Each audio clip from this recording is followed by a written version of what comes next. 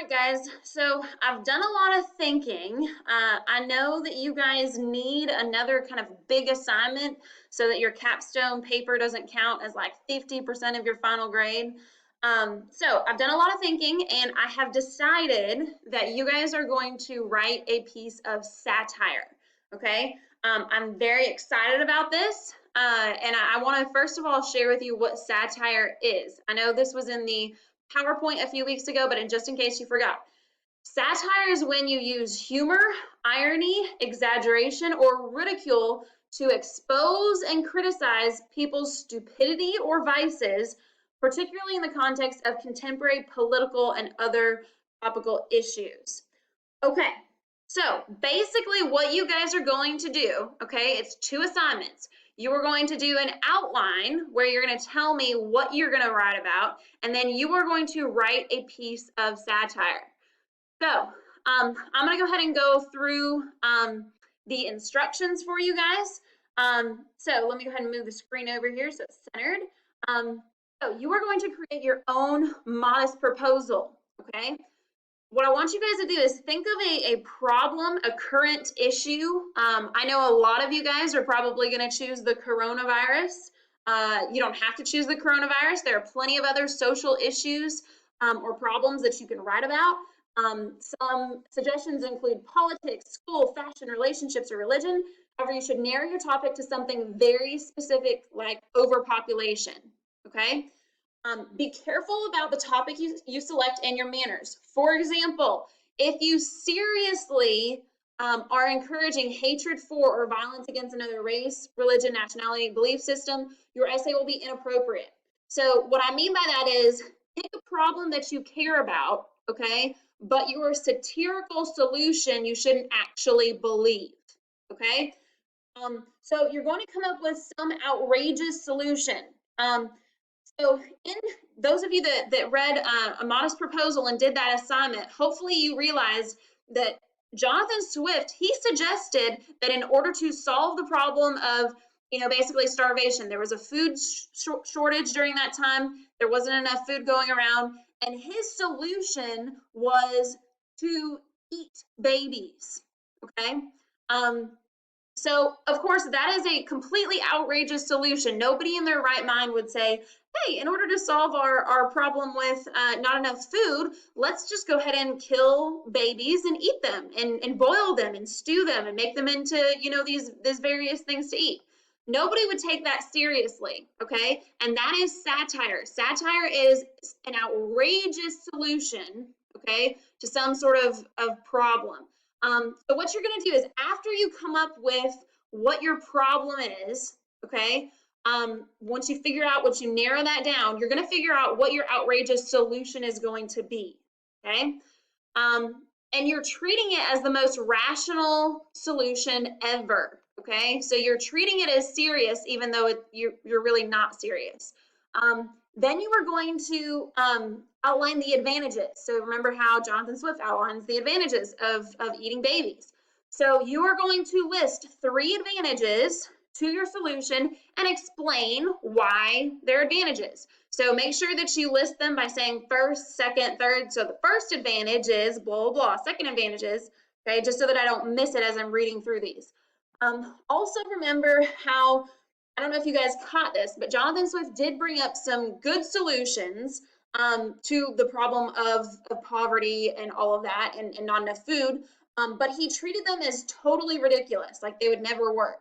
So you're going to include 2 to 3 realistic solutions to your problem that really could work in real life. But then what you're going to do is you're going to treat these good solutions as ridiculous, okay? Like these realistic things could never actually happen. And then at the bottom of your draft, you are going to include a typed paragraph that explains whether or not your essay is Horatian or Juvenalian satire, and you're going to explain why. You're also going to explain that this is a piece of satire and not to be taken seriously, because if anybody gets a hold of this essay like 5 years from now, they're going to think that you're probably an awful person for writing it. So make sure that in that explanation paragraph, you explain that this is not to be taken seriously.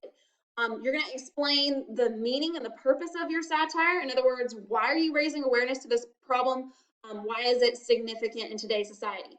And you're going to use MLA format. Okay, so I'm going to go over MLA format in a different video that I will post, but make sure that you do your paper in MLA format. Here's how you're being graded. Okay, I am not going to read through this rubric to you. Okay, you can read through the rubric.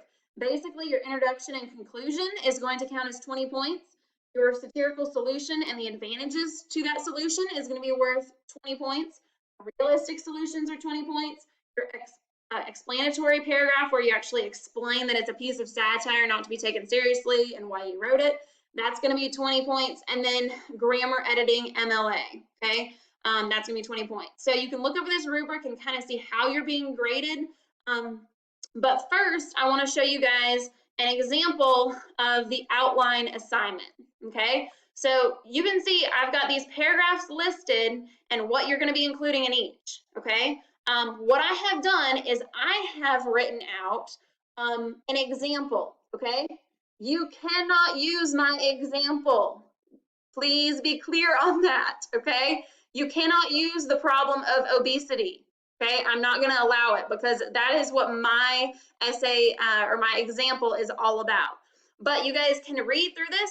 Basically, in the first paragraph, that's where you state the problem, who it affects, what the issue is, when and where is it happening, and why is it happening. So I give the example of you know, that obesity is a significant problem in the United States, and you can kind of read through my responses there.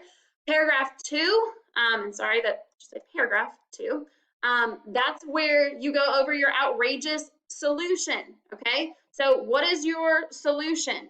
How's it gonna work? Why is it gonna work? Explain it, okay? The more detailed you are in your outline, the easier it's gonna be to write your paper. Then in paragraph 3, you're going to talk about the advantages. This is where you're going to say, first, here's an advantage. Second, here's another advantage and why, okay, and you'll explain it. Paragraph 4 is where you go over those realistic solutions, okay? And again, make sure that if these really are realistic solutions, but explain why they would never work. You're treating these realistic solutions as totally and utterly ridiculous, okay? Paragraph 5 is the conclusion where you're restating the problem, restating the solution, and summarizing why the outrageous solution is totally logical, right? And then this is the explanatory paragraph. And again, you're going to explain why your essay is either Horatian satire or Juvenalian satire. You're going to talk about why this is clearly an example of satire. Essentially, you're explaining sort of the definition of satire a little bit in that. Okay, explaining that it is ridiculous, that your solution is obviously ridiculous and you're not to be taken seriously. And then you're going to explain the real problem. So like what really is going on, okay? Because you're highlighting a significant problem in our society. I've had students do this on all different types of topics, okay? Of course, the coronavirus is new this year, so that's going to be a new topic, but I've had students complete papers on, you know, like inequality between races in this country.